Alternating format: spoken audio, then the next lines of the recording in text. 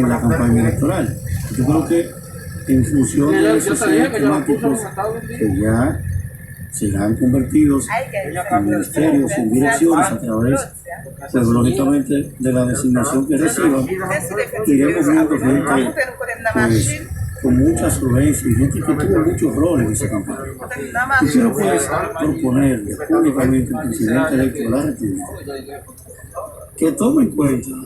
una importante capa de personas que estuvieron en el periodo de gobierno con Antonio Guzmán Fernández de 1971 al 82 y que luego también fueron parte del 82 al 86, ya posterior, en el gobierno del presidente Mejía, en el año 2000, también fueron directores y ministros, y como no se trata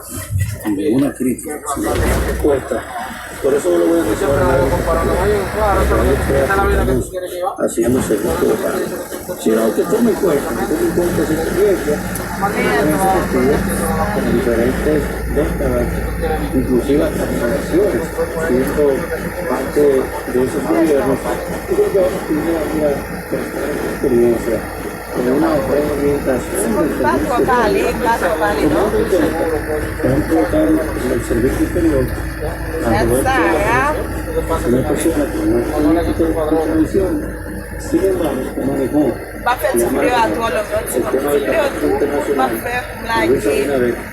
8 años. Esto tiene años asesorando al presidente de la UNAD en esa materia, incluso de las personas que hizo tantos a nivel de Washington, desde cuando la formación del propio PRD. O sea, que es un reconocimiento también a don Roberto Álvarez. Yo creo que pudieran tomar en cuenta esa experiencia de gran parte de su liderazgo tradicional, digamos, pues inclusive, que va a ir aquí, que pudieran aprovechar y hacer una reglamentación de esa política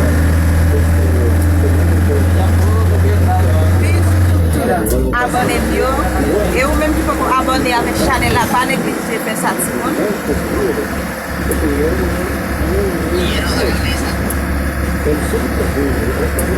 Apil piso por apil piso por essa